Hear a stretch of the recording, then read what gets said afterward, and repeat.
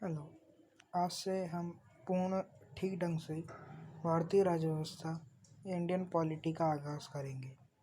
इससे पूर्व एक वीडियो हमारे चैनल पर डल चुकी है, परंतु वह वीडियो की वीडियो क्वालिटी और ऑडियो क्वालिटी भी ठीक नहीं है। इसके लिए आज से एक नई सीरीज़ चालू की जा रही है, जिसके अंतर्गत संपूर्ण भारतीय राज्य व्यवस्था को समझाया जाएगा। तो आइए शुरू करते हैं। हमारा मुख्यतः अगर हम मोटे तौर पर बात करें तो भारतीय राज्य व्यवस्था या इंडियन पॉलिटी को मुख्यतः दो भागों में बांटा जाता है। पहला होता है भारतीय राज्य व्यवस्था और दूसरा होता है भारतीय संविधान। ये दोनों परस्पर एक दूसरे से जुड़े होते हैं, परंतु पढ़ने की दृष्टि से इन्हें अलग अलग रखा जाता है। हम पहला जो प्रारंभ करेंगे वह भारतीय संविधान से ही प्रारंभ करेंगे तथा भारतीय संविधान से ही पढ़ते पढ़ते भारतीय राज्य व्यवस्था पर आएंगे। तो हम देखते हैं कि भारतीय राज्य व्यवस्था, इसमें सबसे पहला टॉपिक है भारत का संवैधानिक विकास। भारत का संवैधानिक विकास, देखिए, भारत का संविधान 26 जनवरी 1950 को लागू हुआ था। उससे पूर्व भारत में अंग्रेज़ों का शासन था, ब्रिटिश लोगों का शासन था। ब्रिटिश संसद द्वारा बनाए हुए कानून ही भारत में लागू होते थे तथा अगर अंतिम रूप से देखा जाए तो भारत को आज़ादी 1947 में मिली थी तथा 1947 तक अंतिम रूप से भारत में जो शासन है वह भारत शासन अधिनियम 1935 के अनुसार ही चलाया जा रहा था। यानी भारत शासन अधिनियम जो 1935 था, उसी के द्वारा भारत में शासन व्यवस्था चलाई जा रही थी। तो संविधान का भी एक बहुत बड़ा हिस्सा भारत शासन अधिनियम 1935 से प्रभावित है। इसलिए भारत शासन अधिनियम 1935 एक बहुत बड़ी भूमिका अदा करता है। आगे देखेंगे तो जो वर्तमान संविधान है वह तो आज़ादी के बाद बना, परंतु उससे पूर्व जिस प्रकार से भारतीय संविधान को बनाया गया, भारतीय संविधान के जो कानून है या जो अनुसूचियां, भाग और अनुच्छेद हैं, उन्हें किन किन स्थानों से लिया गया, किस प्रकार के स्रोत उसमें उपयोग हुए, उन सभी के बारे में हम भारत के संवैधानिक विकास में जानेंगे। तो आइए हम प्रारंभ करते हैं भारत का संवैधानिक विकास। देखिए, यहाँ पर एक मूल स्ट्रक्चर बना हुआ है। इसमें एक तरफ लिखा हुआ है मूल संविधान। ये वह संविधान है जो 1950 में बना था। इसमें प्रस्तावना थी, इसमें अनुसूचियाँ 8 थी, इसमें भाग 22 थे, आर्टिकल 395 थे और संशोधन इसमें एक भी नहीं थे।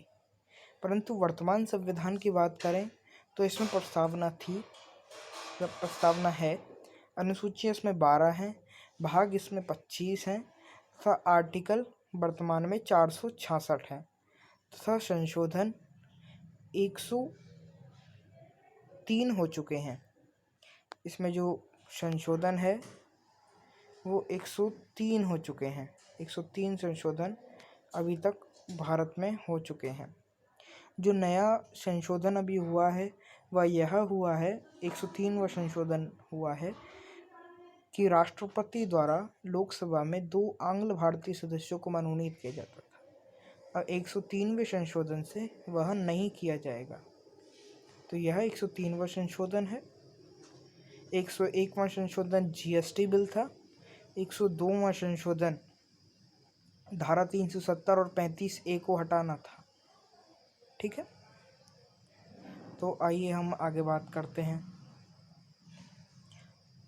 तथा जो विधेयक हैं, विधेयक का तात्पर्य होता है कि वह बिल जो सांसदों द्वारा या लोकसभा और राज्यसभा यानी संसदीय समितियों द्वारा पारित होने के लिए बनाए गए हैं। यानी कि बिल के प्रारंभिक रूप को यानी कि कानून के प्रारंभिक रूप को विधेयक कहते हैं।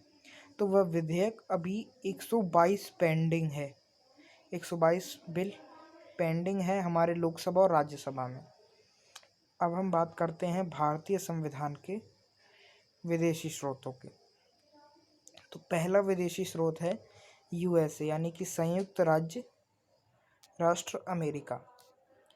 तो हम देखेंगे कि यूएसए से हमने कई सारी चीज़ों को अपनाया है, जिसमें पहली चीज़ है प्रस्तावना। भारतीय संविधान की जो प्रस्तावना है, जो कि हम भारत के लोग भारत को से प्रारंभ होती है तथा आत्मर्पित करते हैं पर ख़त्म होती है, यह भारत की प्रस्तावना है जो कि अमेरिका से ली गई है। दूसरा मौलिक अधिकार जो है, जो कि अनुच्छेद 51 क में दिए गए हैं, वह भी मौलिक अधिकार भी यूएसए से लिए गए हैं।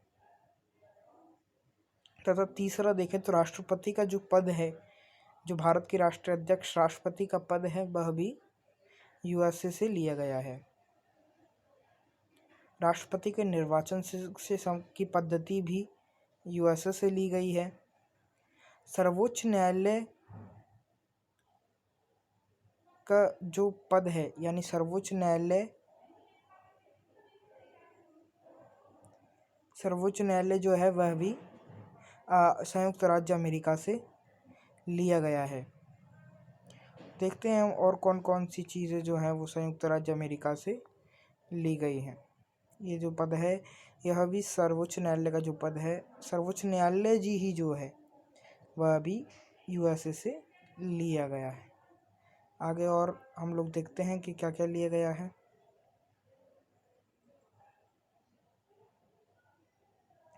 आगे हम बात करें तो न्यायिक पुनरावलोकन की जो प्रक्रिया है, जो कि भारतीय न्यायपालिका में की जाती है, वह न्यायिक पुनरावलोकन की प्रक्रिया भी अमेरिका से ली गई है। अब हम बात करते हैं ब्रिटेन से क्या क्या लिया गया है। ब्रिटेन से हमने सबसे पहले तो न्यायपालिका ली है, मतलब नागरिकता ली है। नागरिकता भारत में कई प्रकार से दी जाती है, जिनका अध्ययन हम आगे करेंगे। एकल नागरिकता जो है, वह भी ब्रिटेन से ली गई है, यानी कि संपूर्ण देश की एक ही प्रकार की नागरिकता का जो विचार है, वह भी ब्रिटेन से ही लिया गया है।